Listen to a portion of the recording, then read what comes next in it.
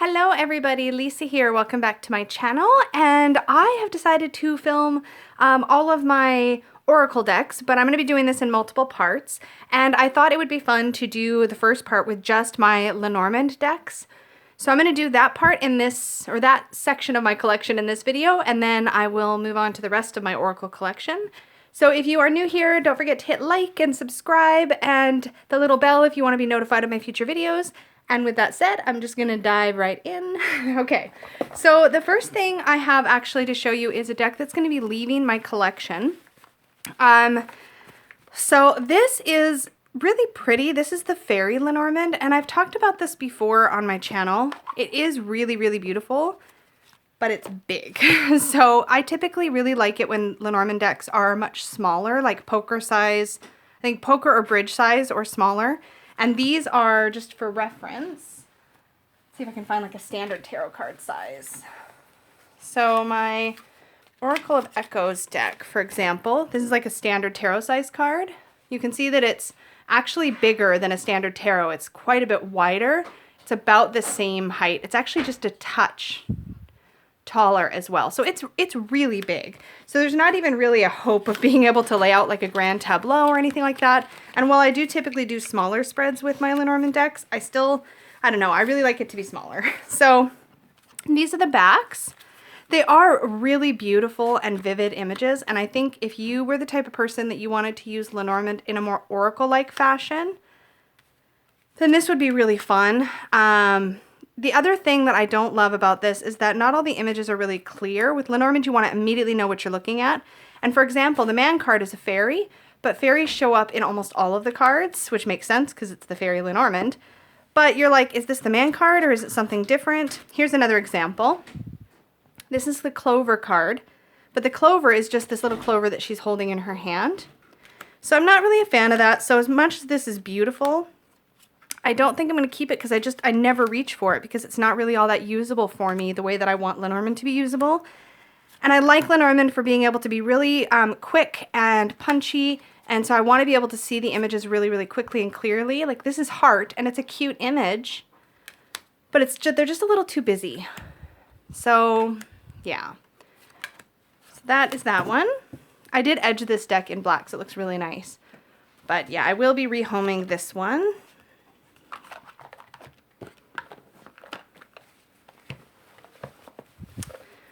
And let's talk about probably my favorite, just artistically, my favorite Lenormand deck is the Clair de Lune Lenormand by Anna Turian. Now, I believe this version that comes in the tin is now out of print. I don't think the deck itself is out of print, but I think it just comes in a box now. But it comes with this, the one that I have comes with this fold-out sheet that has like a small image with keywords next to it. It's actually really, really well done. And I don't really rely on the guidebooks or pamphlet things for Lenormand anyway, so that's just perfect. The colors on this deck are so beautiful. Those are just some extra cards. I love the way it looks like it's cast in moonlight.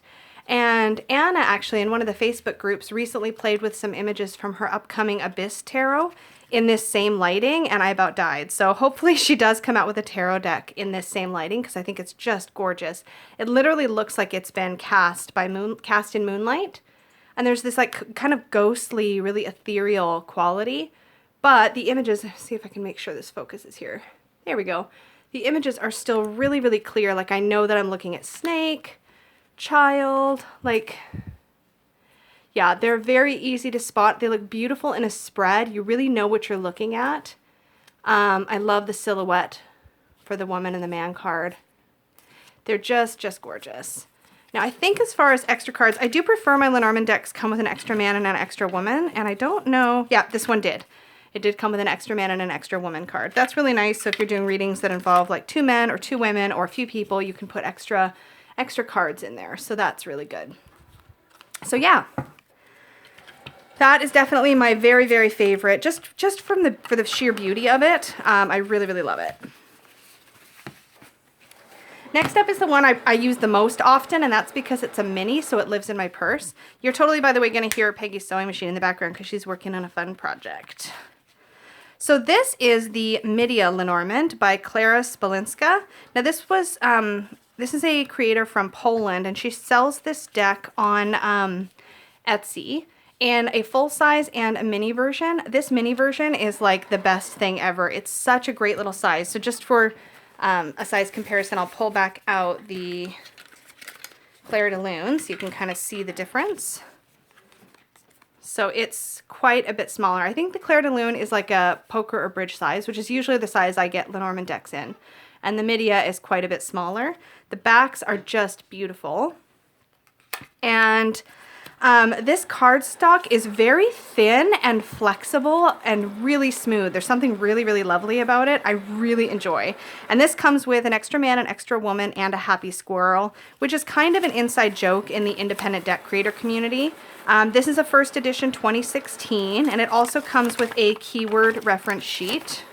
Nothing fancy, a little write-up on the grand tableau, and a 3-card spread, that sort of thing. So I usually keep my extra cards just sort of tucked into the little booklet here.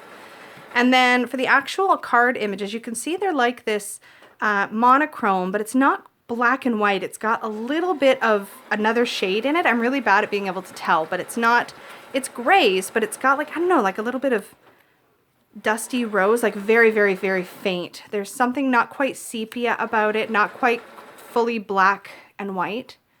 It's just got that slight shift in the shade to it. I don't know how to describe it, but very, very clear images.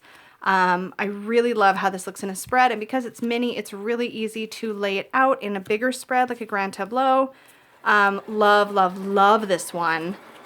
So this one gets the most play because it lives in this little teeny bag. This is one of the very, very, very first things that Peggy ever sewed. She had a little piece of scrap leather and made this little bag for me, and it just fits in really, really snugly.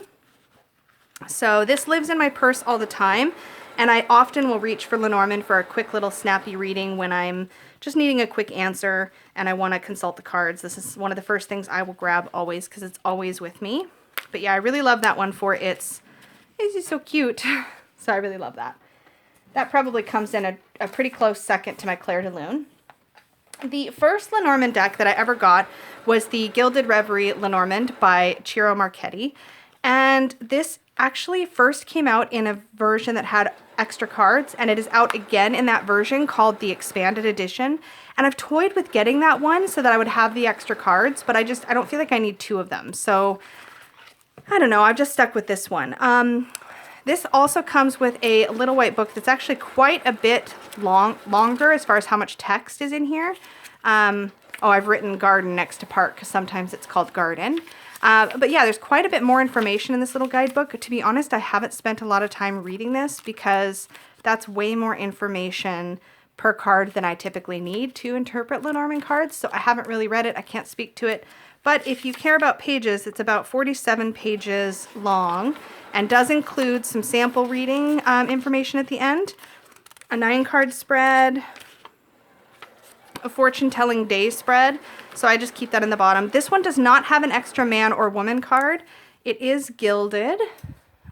These are the backs. Really, really beautiful. And this is probably my biggest, besides that Fairy Lenormand.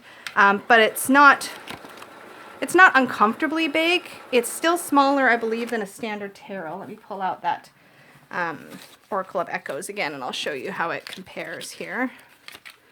So this one is width-wise the same, but shorter. So I think that's like a playing card size, maybe like a poker size? I don't know. I'm really bad with that, but you get the idea. I might as well keep that handy. And these images are just really, really beautifully illustrated. They do not have titles on them. Same with the Midia Lenormand. Actually, I don't think, do any of these have titles on them? Yeah, these had titles on them. My Midia Lenormand has no titles, just numbers. Same thing with this one. I know the cards really well, so I don't actually notice the lack of title. But my sister recently pointed this out to me when she was looking at Lenormand decks and said, oh, it doesn't have any titles. I was like, oh, really? I had to go get it to check because I didn't realize. I just love the artwork. It's so beautiful. This is probably my favorite Ciro Marchetti deck because, I don't know, I think it's so perfect in this style to have this really vivid imagery. But yeah, it's very easy to tell what card I'm looking at. I love that the whip and broom is so clear. I like this version of the rider. But yeah, it's really enjoyable. I do wish that it had an extra man and woman, and the expanded edition may, but it also has a bunch of extra cards like a dice card and some other cards as well. So that is my sort of OG Lenormand, the first one I ever used. So I really, really like that one still. The newest ones that I picked up was the Under the Roses Lenormand. And I got this partly because I'm going to be going to a tarot symposium. I'm not sure when this video is going up, either before or after that. Probably before. But a few things caught my attention about this deck. Number one, there is some racial diversity in the sense that you can swap out your child, gentleman, and lady. And that also gives us an extra man and woman card. And also having an extra child card is kind of interesting, especially if you're reading for somebody who wants to have a reading around their children. And it does also come with a little white book, which, to be honest, I haven't even opened yet because, again, I don't really look at these or reach for these very much. The other feature about these cards is that they have keywords for the meaning of the card that are very subtly into the background of the image. So I'm going to bring this in, see if I can focus. There we go. And you can kind of see that text. Joy, I don't know what else shows up here. My eyes are not great, so this is not super useful for me personally, but I think it's cool that it's there. These cards are also really beautiful, have really nice titles. They've got that sort of, oops, I gotta refocus. There we go. They've got that sort of vintage look to them, while still being really clear what you're looking at. Yeah, Crossroads, Garden, Moon. Yeah, I love this. This is a little bit naughty, the whip card. I kind of like it. Not bad, not bad.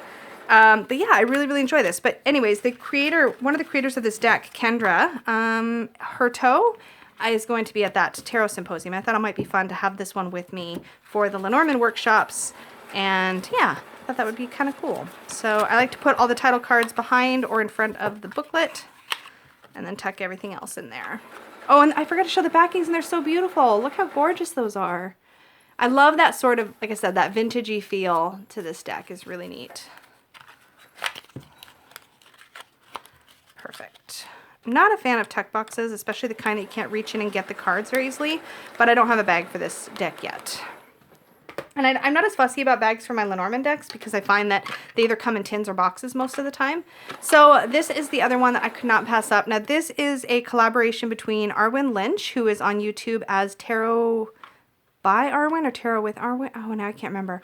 You all know who she is. She's fabulous. She's the professional joy seeker. Anyways, and Lisa Hunt's artwork. And, you know, I have a thing with Lisa Hunt. I have a thing because a lot of the tarot decks that she has illustrated have the swords as fire and the wands as air, and that's kind of a deal breaker for me. So I haven't got any of her tarot decks, and so this was just a fun way to have some of her artwork in my collection. The guidebook is written by Arwen Lynch, but there's a foreword in here by Donna